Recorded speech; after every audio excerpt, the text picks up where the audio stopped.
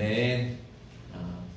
간밤에는 바람이 엄청 세게 불어서 오늘도 날씨가 어려울까 보다 생각했는데 또 아침 되니까 봄날의 햇살같이 따뜻하게 비치는 것 같습니다. 우리의 마음에도 주님께서 주시는 은혜가 봄날의 햇살같이 비춰지길 간절히 소망합니다. 네. 어둠이 물러가고 또 추위가 물러가고 우리 가운데 빛이 비쳐서 따뜻한 우리의 굳은 마음이 딱딱하게 얼은 마음이 부드럽게 녹아내리는 은혜의 시간 되길 간절히 소망합니다. 네. 자, 오늘은 여러분들 뉴스 요새 많이 보시죠? 제일 많이 보시는 뉴스가 뭐예요? 누가 대통령이 될 건가? 제일 많이 보시죠? 그 다음으로 많이 보시는 뉴스가 뭡니까? 네, 러시아, 우크라이나. 관심을 가지고 많이 봐야 돼요. 이게 우리하고 직접적으로 관련이 없는 것 같아서 무관심하고 우리는 너무 평화로우니까 나는 지금 너무 편하니까 여기서 총이 터지든지 뭐 미사일이 날아가든지 관심이 없으면 안 되는 거예요. 그래서 이 시간에는 특별히 우크라이나가 우리가 기도했잖아요. 러시아하고 우크라이나가 갈등이 깊어져서 전쟁까지 가지 않게 해달라고 기도했는데 결국에는 전쟁이 터졌습니다. 전쟁이 나면서 한국 교회 연합에서 기독교 교회 연합에서 이제 성명서를 발표한 것이 있는데 그 성명서를 저도 읽고 보면서 그 성명서를 기반으로 해서 오늘 말씀을 이렇게 준비하게 됐습니다. 그래서 오늘은 우크라이나 얘기를 좀 해야 돼요. 우크라이나 얘기를 하려다 보니 사실은 이게 좀 지도도 좀 보면서 하려고 했는데 급하게 이제 좀 말씀을 준비하고 묵상하고 준비하면서 다른 자료들을 준비하지 못했습니다. 그래서 그냥 이 시간에는 잘 귀를 열고 이렇게 잘 경청해 주시면 감사하겠습니다. 자, 우크라이나 영토는 우리나라의 한반도의 한 2.7배 정도 되고요. 인구는 4,300만 명 정도가 살고 있습니다. 우크라이나의 지금 영토가 사실은 원래 우크라이나의 모습은 아니에요. 지금은 영토가 좀 넓어졌는데 이게 언제 넓어졌느냐 하면 우크라이나가 이제 소비에트 연방 시절, 그러니까 소련 시절이죠. 소련 시절에 우크라이나도 소련에 속하게 됐죠. 그러는 중에 이 소련에서 영토를 확장시켜 줍니다. 이제 동부, 그러니까 지금 이제 동부 우크라이나라고 하는데 거기를 우크라이나의 행정구역상 붙여주고 그다음에 크림반도라고 하는 곳을 우크라이나에 속하게 합니다. 그래서 영토가 이렇게 넓어지게 되죠. 그때는 아무 문제가 없었어요. 이 동부와 서부가 왜 문제가 되냐 하면 서부는 사람들이 우크라이나인이 삽니다. 물론 우크라이나 러시아인이나 키예프 공화국을 이제 그 근본 시발점으로 하기 때문에 같은 민족이긴 하지만 나중에 이제 역사가 발전하면 이렇게 흘러가면서 우크라이나인과 러시아인이 이렇게 분리가 돼요. 우크라이나인은 우크라이나 말을 씁니다. 그리고 지금 이제 원래 우크라이나 영토에 있는 서부, 이 서부 우크라이나는 주로 농업이에요. 곡창지대예요. 땅이 아주 비옥합니다. 농사가 잘 돼요. 그래서 주로 농토를 가지고 농민들이 살아요. 그런데 이제 동부, 나중에 붙여준 동부 이 우크라이나는 원래 러시아 땅이었습니다. 근데 아까 말씀드린 것처럼 우크라이나에 붙여준 거예요. 행정구역상. 근데 이 동부 우크라이나의 대부분의 사람은 러시아인입니다. 쓰는 말도 러시아어를 쓰죠. 그리고 여기는 이제 소련 체제 시절에 스탈린, 레닌 이런 사람들이 공장을 많이 지었어요. 중공업 위주의 공장을 많이 지어서 러시아인들이 그 공장에 일하기 위해서 많이 유입이 된 겁니다. 자, 농사를 짓고 한쪽은 농사를 짓고 한쪽은 공장이 있어요. 그럼 어느 쪽이 더 경제가 발전할까요? 어느 쪽이 더 경제가 발전할까요? 공장이 있는 쪽이 발전하죠. 그래서 이 공산주의 사회 속에서 특별히 이렇게 이 농토벌을 가지고 있는 근데 그 역사 가운데 특별히 이제 그런 아픔의 역사가 분명히 있는데 이 서부 우크라이나인들은 러시아인을 굉장히 싫어합니다. 반러시아 감정을 가지고 있어요. 그런데 동부 우크라이나인 사람들은 러시아 사람들이고 공장에서 살아가면서 경제적으로도 풍요를 누리고 그러니까 러시아의 친러시아적인 감정을 가지고 있는 것이죠. 이게 동부와 서부가 이렇게 같이 살 때 이제 소련 안에 있을 때에는 아무 문제가 없이 그냥 같이 살았습니다. 그런데 문제는 소련이 붕괴하면서 우크라이나도 이제 독립을 하게 됩니다. 독립을 할 때는 그렇게 부서졌던 영토, 큰 영토를 가지고 독립을 했죠. 그런데 이 독립하면서부터 우크라이나가 굉장히 큰 혼란을 겪게 됩니다. 우선 우크라이나는 독립을 할 때 러시아가 전략적으로 우크라이나에 핵무기를 굉장히 많이 배치를 해놨습니다. 그래서 독립을 하면서 가지게 된 핵탄두가 무려 1,700개를 가지고 있습니다. 그리고 대륙간 탄도 미사일도 176개나 가지고 있고 그 외에 여러 가지 핵무기들과 또 무기들이 굉장히 많이 있어서 핵무기만으로 따져보면 미국과 러시아 다음으로 많은 3위의 나라였어요. 거기다가 군사 대국이었죠. 하지만 우크라이나는 독립하고 나서 핵 확산 금지 조약 NPT라고 하는 핵 확산 금지 조약에 가입을 하고 핵무기를 전량 폐기하는 조건으로 경제 지원과 안전을 보장받는 조약을 맺습니다. 이 조약을 부다페스트 조약이다 이렇게 말하죠. 그런데 이 조약에는 누가 같이 참여하느냐? 미국, 영국, 러시아 그리고 우크라이나 이렇게 네 나라가 이 조약에 사인을 하는 것이죠. 그래서 이 부다페스트 조약의 내용을 잠깐 살펴보면 우크라이나가 핵 확산 금지 조약에 가입하고 핵무기를 제거한다면 1. 미국과 러시아, 영국은 우크라이나의 독립, 주권, 국경선을 존중한다. 2. 미국, 러시아, 영국은 우크라이나에 대한 무력 사용을 자제한다. 3. 미국, 러시아, 영국은 우크라이나에 대한 경제 위협을 자제한다. 등등등등 해서 이렇게 여러 가지 조항들이 있게 됩니다. 이 조항에 보면 분명히 독립과 주권과 영토를 국경선을 지켜준다 이렇게 하거든요. 물론 여기 말에 사실은 이 조약이 굉장히 약한 말로 돼 있어요. 반드시 지켜낸다, 침범하지 않는다 이런 말이 아니라 존중한다, 뭐 또 자제한다 이런 표현을 쓰기 때문에 조약으로서의 효력을 잘 이렇게 나타내지 못하는 것도 사실이긴 합니다. 그러나 어찌됐든지 간에 우크라이나는 이 약속을 믿고 핵을 다 제거했어요. 전량 다 폐기했습니다. 자, 그렇게 핵을 다 폐기하면 경제를 지원해 주겠다. 그리고 안전을 보장해 주겠다. 이 약속만 믿고 핵을 포기했고 그래서 이제 우크라이나가 우리도 이제 경제가 발전하고 산업이 발전하고 잘 사는 나라가 되겠다 이런 희망을 가지고 될 텐데 그런 희망과 다르게 우크라이나는 계속 어려운 길로 가게 됩니다. 특별히 지도자들과 대통령 선거를 계속하게 되는데 나오는 대통령마다 그리고 세워지는 정부마다 이 동부와 서부가 서로 싸우거든요. 그러면서 자기의 이익만 챙기는 거예요. 그러면서 부패하고 부정하게 되면서 나라에 있던 무기, 그 많던 무기를 다 팔아버렸어요.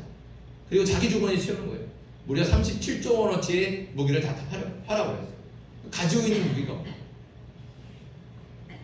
그리고 경제는 더 나락으로 떨어지고 붕괴되고 파탄이 나서 외국의 원조가 없이는 도저히 나라 살림을 이어갈 수 없게 되는 것이죠. 그때 이제 이 우크라이나가 이제 다른 나라의 차관을 받아야 되거든요. 어떤 나라에서 차관을 받을까 이럴 때 우크라이나를 서로 자기 편으로 끌어들이려고 경쟁하게 되는 두 나라가 있어요. 나라라기보다는 하나는 유럽연합이 우리가 돈 줄 테니까 너 우리 쪽으로 붙어.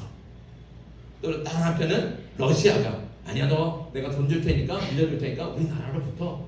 서로 경쟁하는 거예요.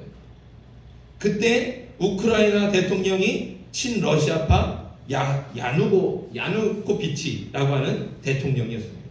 근데 이 야누코비치는 말씀드린 대로 친러시아파예요. 그러니까 어디에 원조를 받겠습니까? 네, 러시아의 원조를 받아요. 러시아에 15억 달러가 되는 원조를 받아요. 거기 이제 받기로 결정을 하죠. 그리고 이제 나라에 공포를 한 겁니다. 그랬더니 어디에서 반대를 할까요? 서부 우크라이나에서 반대하는 거예요. 아니야, 러시아에 우리가 기속되면 안 돼. 그래서 반대를 하는 거예요. 대규모로 시위가 일어납니다. 이 정부가 그 시위를 군대를 이용해서 투입해서 강제로 진압하게 되죠. 유혈 사태가 벌어집니다. 그런데 그러면 진압이 될 줄 알았는데 이 서부 우크라이나 사람들이 이제는 자기들도 자기를 보호하겠다 무기를 들고 나타나요. 그래서 내전이 시작이 된 겁니다. 그래서 친러시아파와 정부군, 그러니까 그 정부가 친러시아파고 반러시아파인 반정부 서부 우크라이나가 이렇게 계속 내전을 하게 되는 것이죠. 이때 러시아가 우크라이나 안에 있는 러시아인을 보호한다는 명목으로 군대를 이끌고 어디에 들어가느냐? 크림반도로 진격하게 됩니다. 근데 아까 말씀드린 대로 크림반도는 원래 러시아의 땅이었어요. 거기 사는 사람들은 다 어떤 사람이라고요? 러시아인들이에요. 군대를 끌고 들어가니까 다 누가 거기 사는 사람들이 환영하는 거예요. 그러니까 총 한 번 쏘지 않고 피 한 방울 흘리지 않고 크림반도를 점령한 거예요. 점령하고 나서 그 크림반도에 있는 주민들을 대상으로 투표를 했습니다. 무슨 투표냐? 러시아의 크림반도가 합병되는 것을 찬성하냐 반대하냐 주민 투표를 실시한 거예요. 주민 투표 결과 97% 무려 97%의 찬성으로 크림반도가 러시아의 합병이 되게 되었습니다. 그러나 이것을 우크라이나가 가만두고 보겠습니까? 이 크림반도는 우크라이나 땅이거든요. 영토거든요. 가만히 있을 수가 없는 거예요. 근데 어떻게도 못하고. 근데 또 크림반도가 이렇게 러시아에 합병됐다 이야기를 듣고 나니까 동부 우크라이나 사람들이 그 여기 사는 러시아 사람들이 그래? 그럼 우리도 독립할래. 이러면서 반기를 들고 또 나오는 거예요. 우크라이나에. 그래서 거기에 있던 러시아인들이 친러 공화국인 도네츠크 인민공화국 DPR이라고 하는 나라, 그리고 루간스크 인민공화국이라고 하는 SPR이라고 하는 나라로 독립을 선언했습니다. 그러니까 우크라이나가 또 그것도 가만 볼 수가 없는 거예요. 가만둘 수가 없죠. 거기는 우크라이나의 땅이니까. 그러니까 또 정부군이 군대를 파견해서 그 동부 지역을 이제 탈환하기 위해서 이제 전쟁을 하기 시작한 겁니다.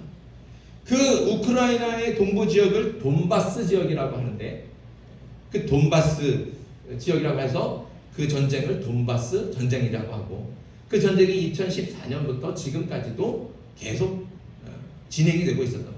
내전이 계속. 그리고 러시아가 그 돈바스 지역의 치안을, 러시아인들을 또 보호하겠다 이런 명목으로 그 국경선에 많은 군대를 파견하기 시작한 겁니다. 이번 사태가 일어나게 된 직접적인 원인, 표면적인 원인이 뭐냐?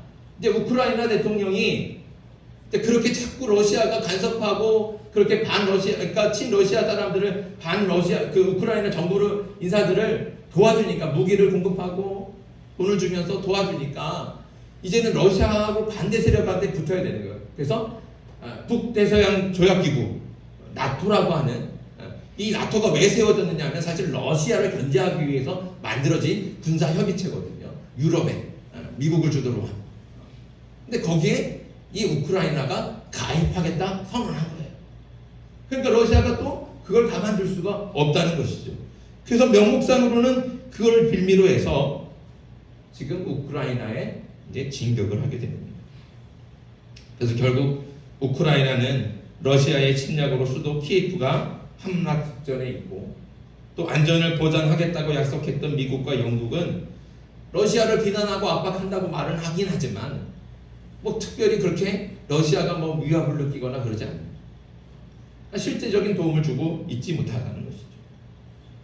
강대국들이 서로 자신들의 이익만을 위해서 행동하느라 우크라이나 같이 작고 힘없는 나라는 어디에서도 도움을 받지 못하고 나라의 운명이 거센 비바람에서 그 바람 앞에 놓여 있는 촛불처럼 그렇게 풍전등화의 위기 앞에 있는 겁니다. 그저 강대국들의 도움을 바랄 수밖에 없는 불쌍한 처지가 바로 우크라이나죠. 자, 그런데 우크라이나가 이 일이 왜 중요할까요? 특별히 우리나라 정세에 아주 밀접한 관련이 있기 때문에 그렇습니다. 자, 다시 말씀드리면 우크라이나는 정말 엄청난 핵을 가지고 있었어요. 핵무기를 가지고 있었어요. 그럼에도 불구하고 핵을 포기함으로써 경제적인 지원과 안전을 보장받겠다는 선택을 한 거예요. 그래서 미국과 영국과 러시아와 조약도 맺었습니다. 하지만 보란듯이 조약은 깨졌고 그 각서는 휴지 조각이 됐죠. 그 누구도 제대로 된 경제 지원을 하지 않았고 안전도 보장되지 않았습니다. 침략하지 않겠다고 약속했지만 침략했고 안전을 보장하겠다고 약속했지만 그 누구도 위협당하고 있을 때 도와주지 않고 있습니다. 자, 이 모습을 누가 보고 있어요? 북한이 보고 있어요. 북한이 보고 있죠. 우리가 한반도의 안전한 평화는 한반도의 핵무기가 없을 때 가능합니다. 그래서 핵무기를 가지고 있는 것이 결코 평화에 도움이 되지 않죠. 그래서 지금까지 한반도 비핵화를 위해서 얼마나 많은 노력을 했습니까? 하지만 우크라이나 사태를 지켜보는 북한이 과연 핵을 포기하려고 할까요? 저 우크라이나를 바라보면서 우리도 핵 포기하자 이런 마음이 생기겠습니까? 오히려 핵무기로 단단히 무장해야겠다는 생각만 굳어지지 않겠습니다. 이 사태가 이렇게 끝난다면 희망이 사라질 것 같아요. 우크라이나 사태는 우리 한반도의 평화와 그 안전의 시험 무대처럼 보여지기 때문에 중요합니다. 우크라이나에서 벌어지고 있는 이 끔찍한 전쟁은 결코 남의 일이 아닙니다. 머지않은 우리의 미래가 될 수도 있다는 것이죠. 그래서 우리는 이 사태를 올바른 눈으로 바라볼 수 있어야 됩니다. 특별히 이 땅의 평화의 왕으로 오신 예수님을 구주로 고백하며 믿고 사랑하는 그리스도인들은 이 사태를 또한 신앙의 눈으로 바라봐야 되는 것이죠. 자, 그리스도인들은 결국 이 사태를 무엇을 비춰보며 바라볼 수 있습니까? 말씀을 통해 바라봅니다. 하나님의 말씀으로 그 답을 찾아야 되는 것이죠. 그래서 오늘 본문 시편의 말씀은 남다르게 들립니다. 오늘 본문 시편 34편은 특별히 다윗이 아비멜렉 앞에서 미친 채 하다가 쫓겨나서 지은 시라고 그 표제가 기록이 되어 있습니다. 다윗은 하나님의 선지자 사무엘에게 기름 부음을 받고 이스라엘 왕이 되기로 약속된 사람입니다. 그렇죠. 사무엘이 그 머리에 기름을 부으면서 이스라엘의 다음 왕이다 라고 선포했어요. 근데 왕으로서 그 지위를 누리고 있습니까? 그렇지 않죠. 이스라엘의 왕위를 넘겨줄 생각이 없는 사울은 다윗을 죽이려고 쫓아다닙니다. 다윗은 그 사울을 피하느라 굴에도 가고 늪지에도 가고 광야에도 가고 도망치기 바빠요.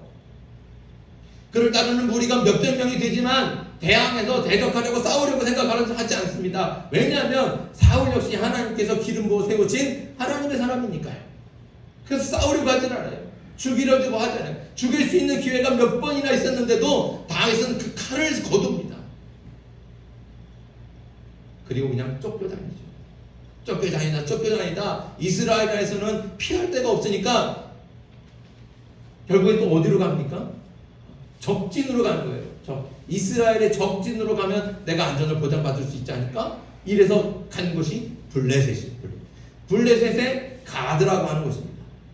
그런데 공교롭게도 가드는 어떤 곳이냐? 다윗이 죽인 골리앗의 고향이에요. 다윗이 가드에 들어가자마자 가드의 신하들이 다윗을 알아보고 골리앗을 죽인 원수가 찾아왔다. 분할. 그래서 왕을 충동해서 다윗을 빨리 죽여야 됩니다. 다윗을 빨리 제거해야 됩니다. 이렇게 얘기하는 거예요. 그래서 다윗을 잡아다가 왕 앞에 가드 왕 앞에 세우는 거죠.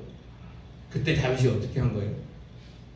침을 치 흘리면서 그 침이 수염에 한가득 흠뻑 젖어.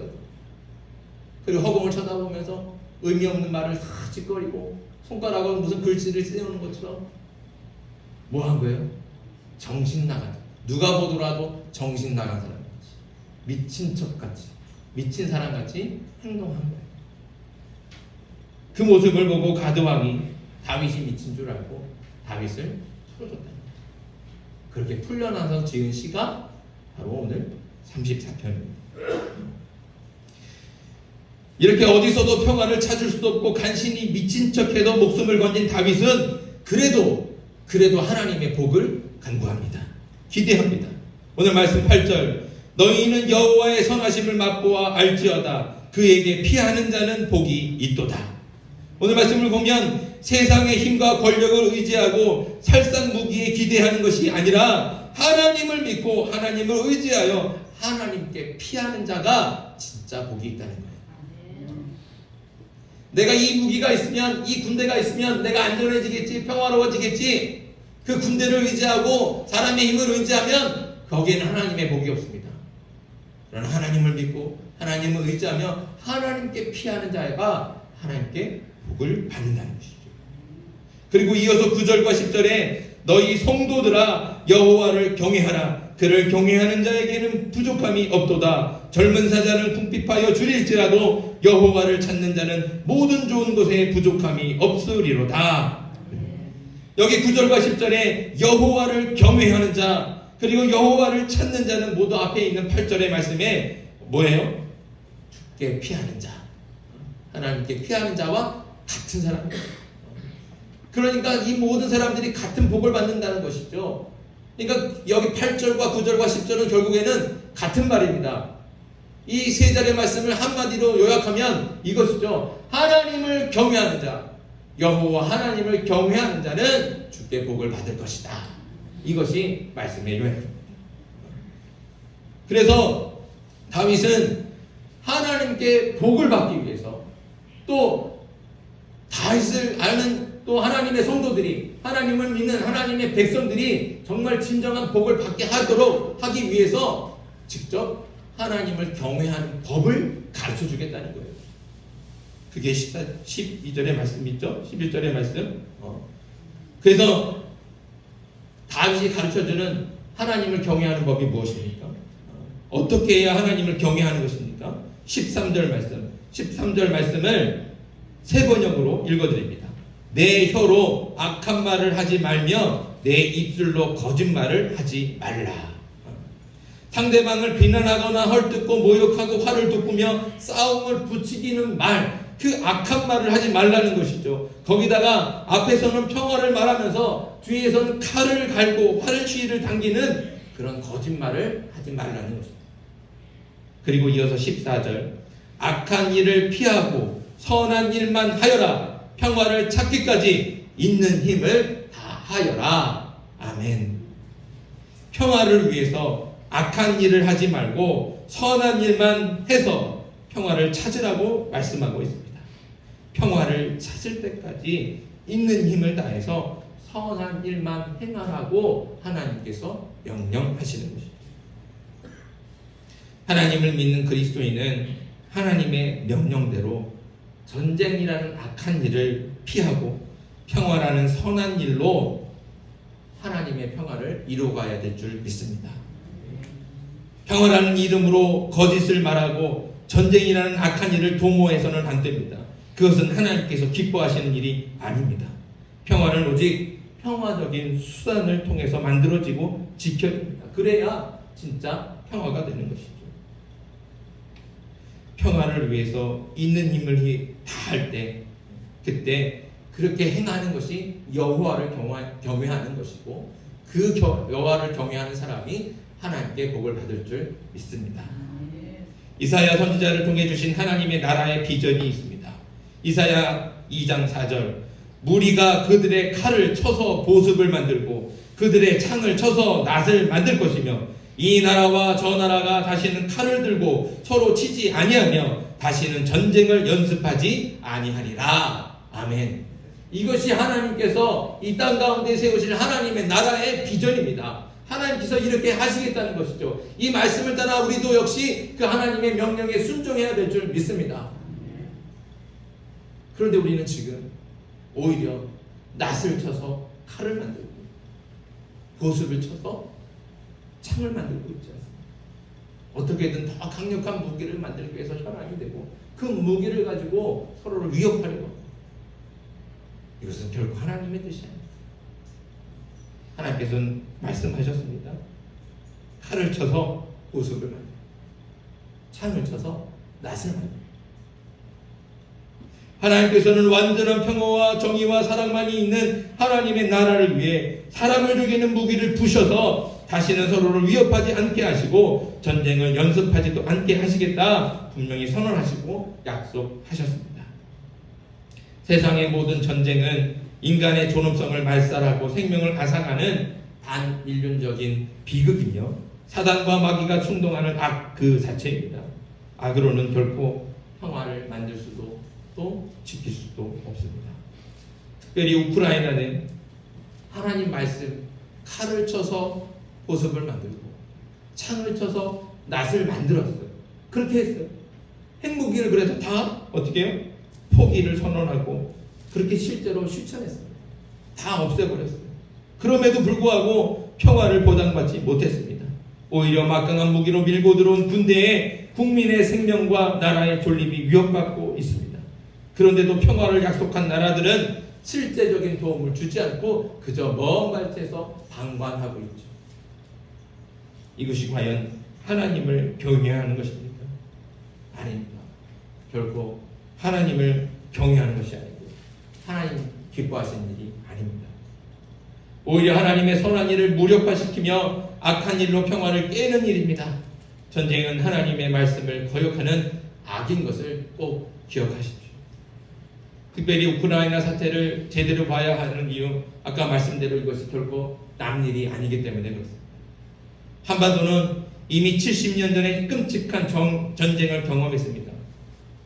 그리고 그 전쟁은 아직 끝나지 않아서 남과 북이 대치하고 있으며 여전히 남과 북의 주민들에게 큰 상처와 고통을 안겨주고 있습니다. 이 상처와 고통을 치유하고 진정한 평화를 이루는 방법은 전쟁을 끝내는 것이죠. 그러니까 정전을 종전으로 바꾸어서 정전협정을 평화협정으로 선언하고 한반도의 비핵화를 실현해야 되는 것이죠. 지금까지 이 평화를 위해 정말 많이 애쓰고 노력했습니다. 남과 북이 만나기도 하고 북과 미국이 만나기도 했습니다. 이렇게 애쓰고 노력하면 주변의 강대국들도 적극적으로 도와야 할 텐데 말로는 도와준다고 하면서 실제로는 자신들의 이익만을 위해서 한반도를 이용할 뿐이지 평화의 주체인 남과 북의 의지와 결단은 철저히 배제당하고 있는 것이 우리의 현실인 것이죠. 우리도 그렇게 여전히 강대국들 틈에 끼어있는 작은 나라에 불과하다는 것. 이로 인해 전쟁의 당사자이며 평화의 주체인 남과 북은 치유와 화해의 기회를 얻지 못한 채 여전히 증오와 아픔만을 대물림하고 있습니다. 그래서 우크라이나 사태가 더욱 남일처럼 느껴지지 않는 겁니다. 더군다나 이런 혼란한 시기에 우리나라는 대통령을 뽑는 선거로 어지럽습니다. 그런데 안타깝게도 이런 한반도의 진정한 평화를 위해 선한 일로 달려왔던 지금까지의 노력을 부정하고 오히려 위기를 조장하고 평화를 깨뜨리려고 하는 악한 말들을 서슴없이 하고 있습니다. 후보들이 서로 경쟁스럽게 이때를 오히려 기회로 자기의 권력의 기회로 삼고 그렇게 악한 말들을 쏟아내고 있다는 것이죠. 이 혼란하고 어려운 시기에 그리스도인들이 잘 분별해야 될 줄 믿습니다. 사랑하는 성도 여러분, 평화의 왕이신 주님께서 지금 전쟁을 겪고 있는 우크라이나뿐만 아니라 한반도와 전 세계를 향해서 분명히 말씀하고 있습니다. 악한 일을 피하고 선한 일만 하여라. 평화를 찾기까지 있는 힘을 다하여라. 이것이 하나님의 말씀인 줄 믿습니다. 우리 그리스도인들은 전쟁이라는 악한 일을 피하고 평화라는 선한 일을 행하기 위해 있는 힘을 다해서 평화를 찾고 이 땅에 그 평화를 정착시켜야 될 줄 믿습니다. 하나님의 평화는 칼과 창으로 만들어지지 않습니다. 평화적인 방법으로 평화를 만드는 것이 하나님의 뜻이며 하나님의 방법인 줄 믿습니다. 하나님을 경외하는 저와 여러분이 이 땅에 또 세계 열방에 진정한 하나님의 평화가 이루어질 수 있도록 오늘 우리에게 주신 말씀대로 힘을 다해 평화를 위해서 선한 일을 위해 힘을 다하는 저와 여러분 그리고 우리 검은교회 될 수 있기를 간절히 바랍니다. 이런 소망을 가지고 이 시간에 잠깐 우리가 눈을 감고 우크라이나를 위해서 친구로 함께 기도하길 원합니다. 우크라이나를 위해서 이 시간 기도해 주십시오. 기도할 때 이렇게 기도해 주시길 소망합니다. 1. 우크라이나의 진정한 평화를 이루어 주시옵소서. 2. 러시아가 즉시 전쟁을 끝내고 무기와 군대를 철수하며 부다페스트 약정에 따라 우크라이나의 주권과 영토를 안전하게 보전하는 일에 적극 참여하게 해 주시옵소서. 오직 평화적인 수단으로 대화와 타협으로 문제를 해결하여 더 이상 존엄한 생명이 무참하게 살해되는 악한 전쟁이 반복되지 않게 해 주시옵소서. 또 미국과 유럽의 국가들이 전쟁을 막기 위해 적극적으로 나서게 주님 도와주시옵소서. 이 기도 제목을 가지고 이 시간 잠시 침묵으로 기도하겠습니다.